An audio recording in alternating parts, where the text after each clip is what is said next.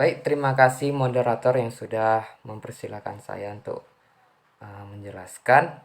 Baik, sebelumnya saya ucapkan Assalamualaikum warahmatullahi wabarakatuh.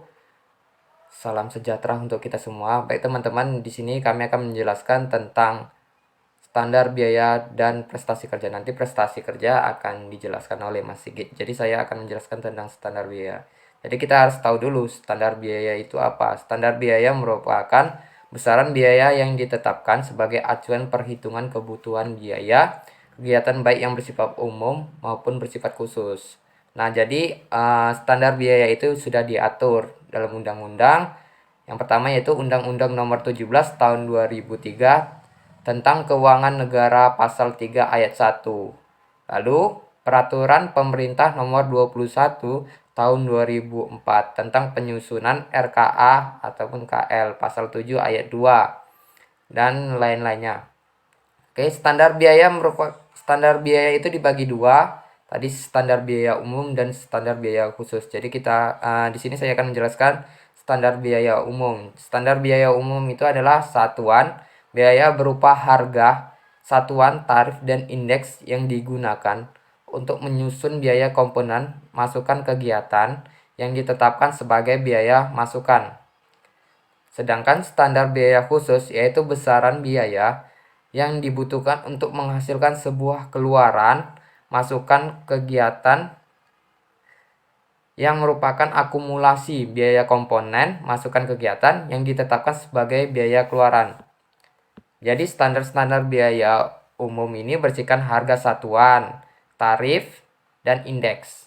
Lalu standar biaya khusus itu berisikan total biaya keluaran, lalu indeks satuan biaya. Nah, jadi standar biaya sebagai pedoman penyusunan biaya kegiatan dalam RKA ataupun KL.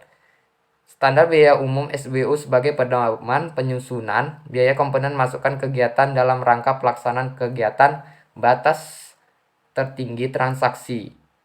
Misalnya honor, uang harian, perjanjian, dan seterusnya, estimasi transaksi dan lain-lainnya. Sedangkan standar biaya khusus sebagai pedoman dalam perhitungan biaya keluaran dari suatu kegiatan. Jadi kalau dalam suatu perkebunan, kalau standar biaya umum itu biasanya upah pekerja ya teman-teman, upah pekerja ataupun premi-premi yang sifatnya umum lah, yang udah banyak masyarakat mengetahuinya seperti itu. Lalu yang untuk standar biaya khususnya itu seperti barang-barang yang dipesan oleh perkebunan. Jadi dibedakan, kadang di perkebunan ini harganya lebih tinggi daripada harga yang di luaran sana. Jadi makanya ini dibilang standar biaya khusus kalau termasuk barang-barang. Jadi standar biaya mungkin dari saya itu aja, akan dilanjutkan oleh Mas Sigit.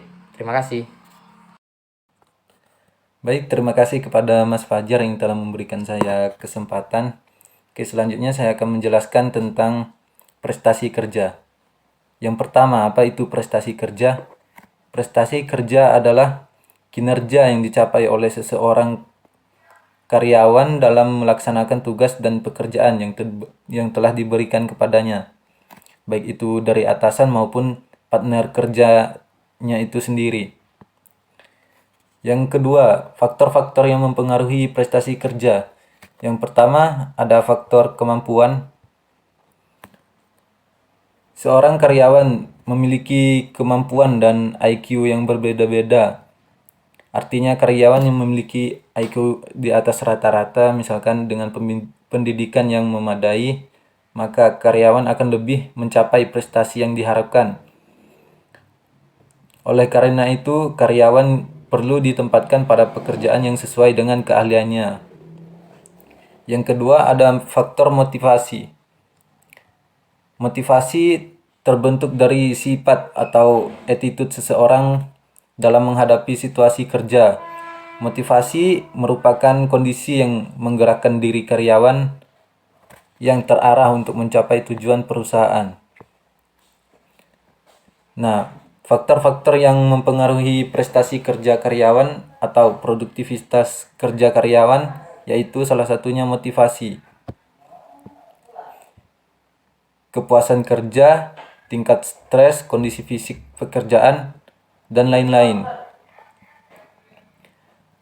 Untuk prestasi ada 3 faktor penting yang mempengaruhinya, yaitu kemampuan kepribadian dalam minat bekerja, yang kedua kejelasan dalam penerimaan atas penjelasan peran seseorang pekerja, yang ketiga tingkat motivasi pekerjaan, bagaimana dia cara memotivasi dirinya dalam menjalankan pekerjaan itu sendiri.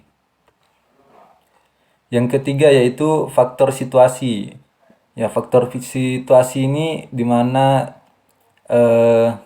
keadaan seseorang bekerja, apakah situasi itu cocok untuk karyawan tersebut atau memang berbeda dari keahliannya sehingga menyebabkan ketidakcocokan situasi. Nah, hal ini juga mempengaruhi prestasi kerja, di mana jika situasi seorang karyawan nyaman, maka dia akan dapat meningkatkan prestasi kerjanya sendiri. Nah, selanjutnya ada manfaat dari penilaian prestasi kerja. Yang pertama, mendorong peningkatan prestasi kerja. Yang kedua, sebagai bahan pengambilan keputusan dalam pemberian imbalan. Yang ketiga, membantu menentukan rencana karirnya. Mungkin sekian dari saya, hanya itu yang dapat saya sampaikan, kurang lebihnya saya mohon maaf. Assalamualaikum warahmatullahi wabarakatuh.